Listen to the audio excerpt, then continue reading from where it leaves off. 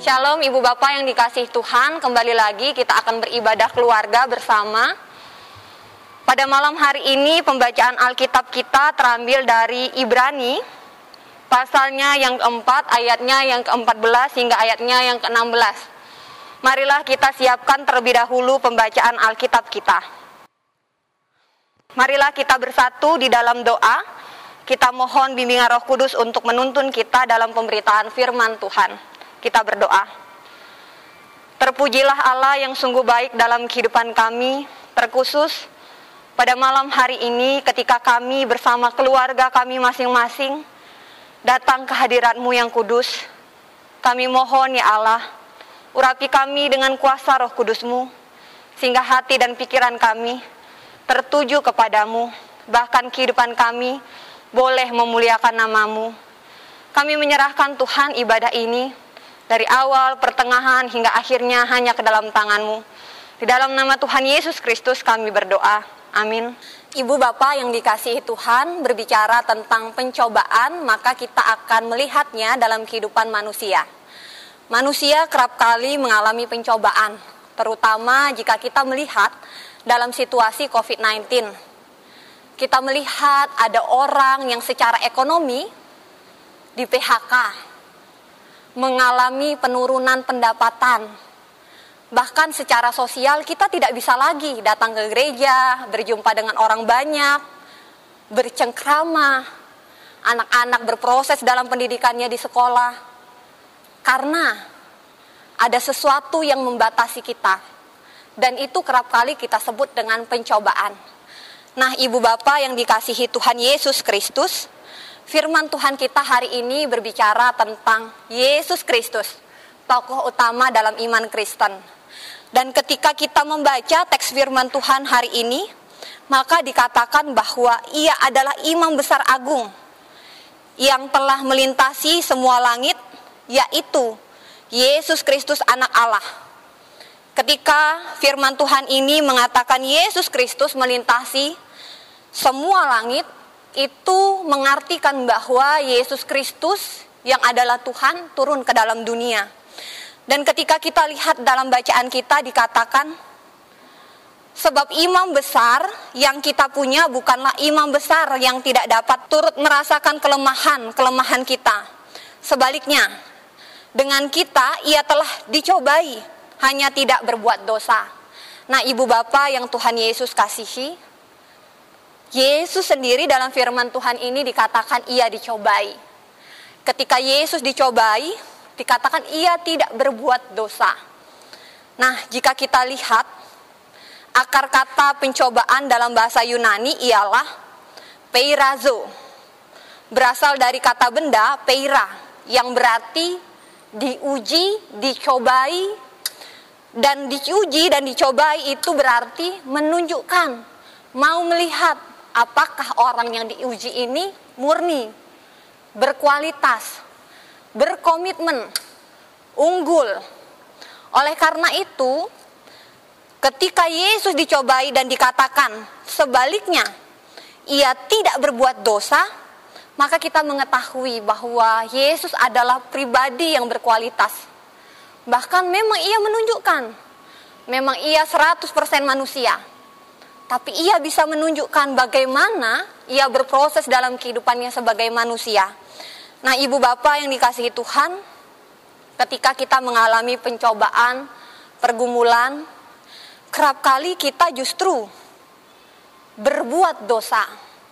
Kita marah dengan Tuhan, lalu meninggalkannya, dan memulai kehidupan penuh dosa. Ketika kita susah, secara ekonomi kita mencuri, kita korupsi, kita menyelewengkan dana-dana tertentu. Nah, Ibu Bapak yang dikasihi Tuhan, seringkali kita tidak meneladani Yesus. Mengapa sih Yesus mampu untuk tetap berkomitmen, berkualitas, bahkan murni dalam kehidupannya, sekalipun ia dicobai atau diuji? Jawabannya adalah karena ia mengarahkan hatinya kepada Bapa. Jika kita lihat dalam Injil, maka kita akan menemukan kisah Yesus sebelum dia ditangkap. Dia berdoa ke Taman Getsemani dan di dalam doa itu dia bergumul kepada Tuhan. Biarlah cawan ini berlalu daripadaku. Itu kata-katanya. Kata-kata ingin menolak pencobaan, kata-kata kerapuhan, tidak kuat terhadap apa yang harus ia alami. Tapi jika kita lihat, dia mengatakan di akhir pergumulannya, jadilah. Bukan jadilah kehendakku, tetapi jadilah kehendakmu. Jadi ibu bapa yang Tuhan Yesus kasihi, ketika Yesus mengatakan hal itu, sebenarnya ia menjadi teladan bagi kita sebagai orang percaya. Bahwa iman kepada Bapa, jika kita berkomitmen, kita murni, kita berkualitas, maka iman itu yang akan menyelamatkan kita. Bahkan iman itu yang memampukan kita terus berjalan sekalipun di tengah pencobaan. Ibu bapa yang dikasihi Tuhan, ketika Yesus dicobai, ia mampu selalu memberi tanggapan yang tepat dalam setiap situasi. Mengapa demikian? Karena Yesus sendiri sudah mengalami terlebih dahulu. Dia mengetahui tentang manusia terlebih dahulu. Mengapa dia yang di atas mau turun ke bawah? Tentu karena cintanya. Yesus mau tahu kenapa Bapak Ibu emosi, kenapa Bapak Ibu marah, senang, sedih, kenapa ada orang yang iri hati. Yesus ingin tahu. Oleh karena itu, karena cintanya yang besar, dia ingin mengetahui kenapa anak-anak yang kukasihi, manusia yang kuciptakan ini rapuh. Itu sebabnya Yesus datang ke tengah dunia. Bahkan dia rela ikut dicobai, diuji kualitasnya. Nah, ketika ia dicobai, diuji, maka kehidupannya semakin hari semakin baik. Dalam kehidupan kita juga Bapak Ibu yang dikasihi Tuhan, kerap kali kita mengalami pencobaan karena Tuhan ingin menguji, mencobai, dan melihat seberapa berkualitas anakku ini, seberapa murni dan unggul anakku ini. Oleh karena itu, ketika saya menyusun khotbah ini, ibu bapak yang dikasihi Tuhan, saya teringat kisah kehidupan saya. Ketika saya masuk vikariat tahun pertama, saya sakit parah Bapak Ibu, Bell's palsy. Bell's palsy itu sebenarnya penyakit kecil, peradangan syaraf pada wajah sebelah kanan. Biasanya sembuh 1 minggu atau 2 minggu. Tapi 7 bulan saya tidak sembuh. Bahkan hampir divonis dokter permanen. Selama 7 bulan saya ke dokter, ke sinsei, terapi, akupuntur, mencoba berbagai hal supaya sembuh. Tapi dalam proses itu Bapak Ibu yang dikasihi Tuhan, ternyata 7 bulan tidak sembuh. Dan ketika 7 bulan tidak sembuh, saya marah. Kenapa Tuhan? Saya datang jadi vikaris melayani Tuhan, kok saya sakit? Kok Tuhan gak mau sembuhkan saya? Tapi ibu bapak yang dikasihi Tuhan, ketika kita masih mengandalkan kemanusiaan kita, kita masih memikirkan orang lain yang bisa menolong kita, dokter, sinsei, sampai saat itu kita belum akan menemukan maksud Tuhan dalam hidup kita. Tapi ketika hari ke-7 di mana saya bergumul, di situ saya mengerti bahwa kok 7 bulan aku berobat tidak ada yang bisa menolongku. Cuma satu cara yang terakhir belum saya lakukan. Saya berserah. Saya bilang, Tuhan, aku gak bisa lagi mau terus berobat. Tapi aku yakin Tuhan mampu menyembuhkan.